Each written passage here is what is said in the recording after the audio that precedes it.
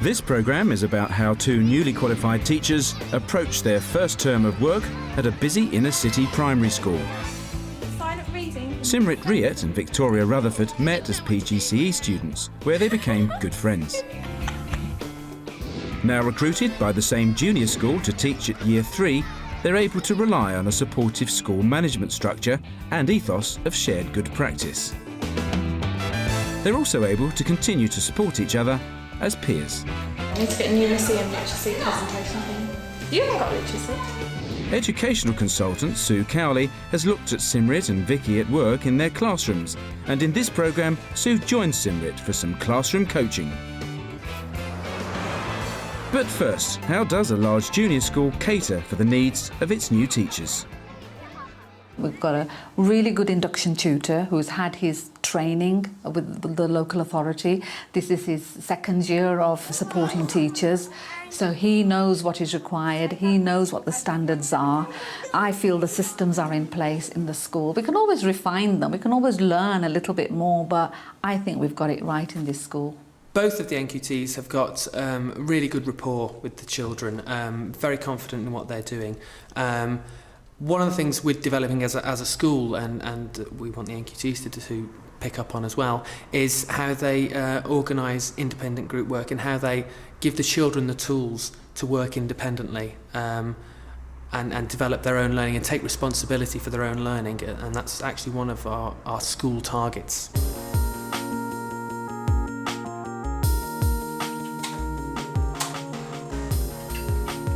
One crucial area of work that NQTs soon encounter is how to work with parents. At Oldknow, the autumn term is when Year 3 have their parents' evening. This will be Simrit and Victoria's first experience of reporting pupils' progress to mums and dads, aunts and uncles, and in some cases, siblings. At Oldknow, they're well supported by the other staff. In this case, Assistant Head Teacher Rebecca English. Well, at Oldknow we have parents' evening in the classroom because it's a bit more of an informal setting. So the parents can come in and they can look at the children's work up on walls, they can look in the books. Every parent's expected to come once a term to talk to the teachers and find out how the children are doing and what progress they're making. Her reading level is at a 2A. Which is what it should be. Yeah, in fact that's even further than what it should be. This is 2A. So it's more about, if she's got the ideas and she's already writing, it's more about how she's organising her work. We're very lucky in this school that the parents are very supportive and they're very respectful to the teachers, as that's really, really positive. The problem that we tend to have in this school is that a lot of parents don't speak English, and so actually getting across the message that you want to those parents can be difficult. So we have lots of translators on hand who will come in and translate for the parents. I think the most difficult thing is just talking for that amount of time, because you've been talking all day anyway and you've got a couple of hours where you're talking constantly to the parents. You've got to remember everything that you need to tell them, you've got to remember the children's targets, and it's quite a lot the first time you do it. His reading and his writing, they differ. Okay, his reading is good, his reading's a level 2C. Some parents who I didn't think were going to turn up turned up, which was good. But some parents who I really wanted to turn up didn't turn up, because I just wanted to talk to them about, you know, might have been little behaviour things that they didn't do, and they didn't turn up. But everybody else who did turn up, it was good, and I managed to say everything that I needed to say, and it went well. I'm glad. One child's parents turned up. I didn't think he would because he's quite naughty and not very, but his dad is really wants to push him. Wants him to do really well, which, you know, you don't expect, because I just didn't think he'd turn up. I never see the parents, and he's always going off with an older brother or sister. So that was a surprise, so I'm glad I spoke to him. So this is what they're going to be doing. It's teeth and eating this whole time, and then helping plants grow well. So I could do you a copy of this. Yeah, that would be really helpful. Yeah. For a first time, it's nice to have that bit done, because now I know what I should be saying and, you know, what the levels mean and what the parents want to know. So hopefully next time, those are the, you know, I'll encourage those other parents to come along, and I'll be more confident, I think. I want to go home.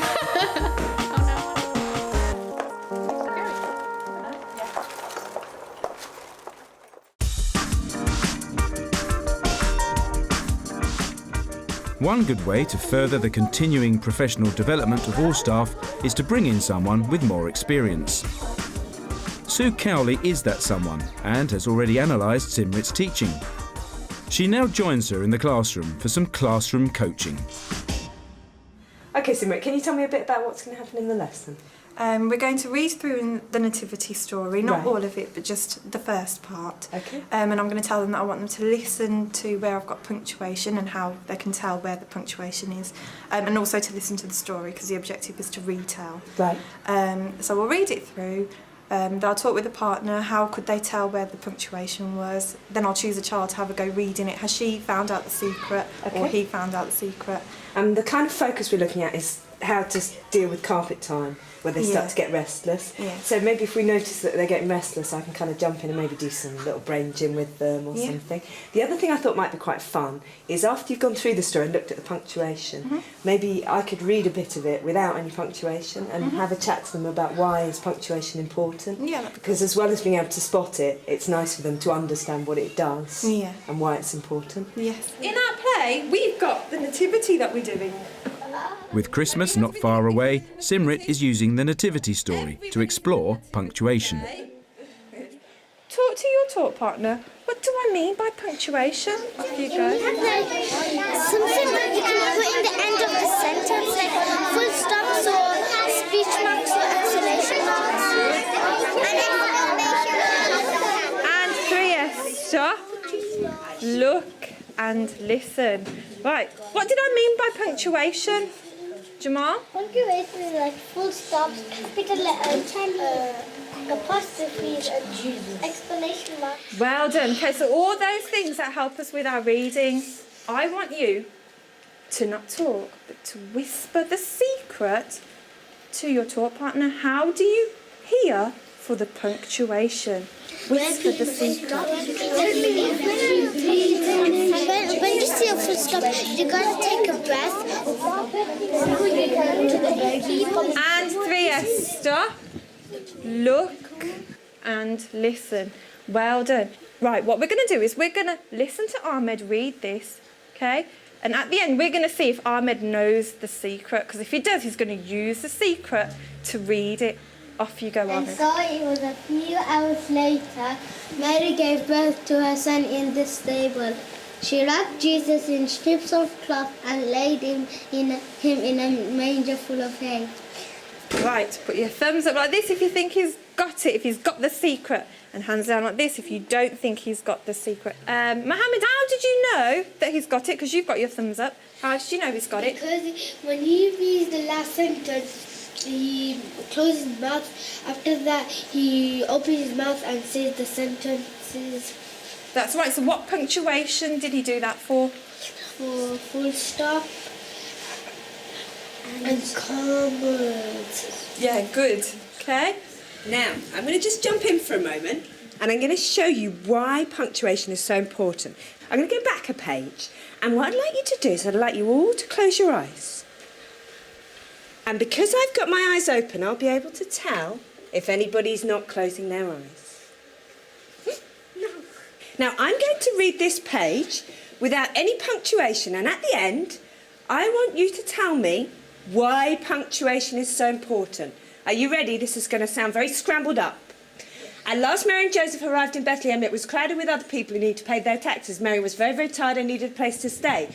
And each in the story was the same. There was no room for them. Eventually, one kind innkeeper said he had a stable where he kept his animals. They were welcome to stay there. Open your eyes. Now, what happens when there's no punctuation? Can't have a deep breath. I know, it's terrible. I couldn't breathe at all, could I? And you had an answer as well, didn't you? You could. Then you read half of it. You didn't have breath. I had to stop. I almost fell over because I was going to faint because I couldn't breathe. And what did you think? They help you to read nicely and calm. They do. And there's one more thing. When you had your eyes shut, could you tell what the story was about? No, because you can't understand without punctuation. Yes. Reading so quickly. Yeah, I was reading so quickly. Now, in a minute, I'm going to hand you back to Miss Riyadh. Have I said her name right? Yeah. But before I do, you know what I've noticed? I've noticed you've been sitting for a little while and you're getting a little bit fidgety, like this, okay? So I'm going to do something which is called a little brain gym with you, which is a gym for your brain. In silence, we're all going to stand up. We're going to take our hands and we're going to give them a little shake, like this, okay? Then, using one hand, we're going to make an 8 on its side. We're going to join in with our other hand, going in the other direction. Ooh. Then we're going to freeze. And we're going to sit down. And we're going to, you know this one already, don't you? We're going to do this. Don't start. We don't need to use our mouths. Steady. Go. Oh, you were so expert at this. I think Miss Riat's done this with you before. Okay, and freeze. That carpet time was so much better than the previous time, wasn't it? Because you chunked it up. Yeah. You interspersed you talking with them giving feedback. You had them coming up to do things. Did you notice how when I came in to do my bit with them, they were starting to get a little bit fidgety? And it's times like that when you do intersperse with a bit of brain gym, which you've obviously done with them before. Don't be scared to go slightly off the topic of the lesson if it means that they have a bit of physical freedom to just let themselves go and then bring them back down. Okay. Yeah? And maybe even try some calming stuff with them as well when they're getting a bit hyper, because obviously at this time of term they'll start to get a bit hyper. But you're doing brilliantly. You're doing so well, okay? Red table, purple table and green table. I've been so kind to you because I've given you a sheet with the date and the learning objective already written on it. Okay? Yeah, say, aren't you kind, Miss Ria?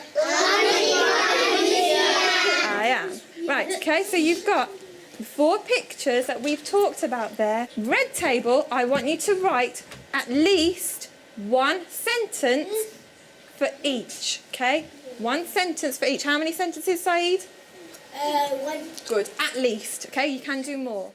Purple table. Acting on Sue's advice, Simrit has broken up the carpet time with a short feedback activity and a bit of brain gym to keep the children alert. She's then clearly and concisely explained the tasks before allowing them to move off into their groups for some independent learning. The last thing I just wanted to touch on with you was you, I reckon, are a perfectionist, aren't you? You want to get it all right. I don't know. My mum says I am. Now, I think, from my perspective, you are doing fantastically well in your first term, considering you're in your first term as an NQT. And I can see you putting pressure on yourself to always have the class exactly under control. Sometimes step back and just relax. Just give yourself a couple of minutes to yourself. Say, right, I'm just going to stop. I'll look around the class, keep an eye on them, but I'm just going to relax and breathe and not always put pressure on yourself to always be intervening. Okay? I don't think I do. You don't see it from yourself, but I think you set your standards really high, which is great. But you know, think of the long term as well. That you know, you need to make sure that your own health and your own sort of, you know, you're not getting too stressed about stuff. But brilliant, well done, Simran.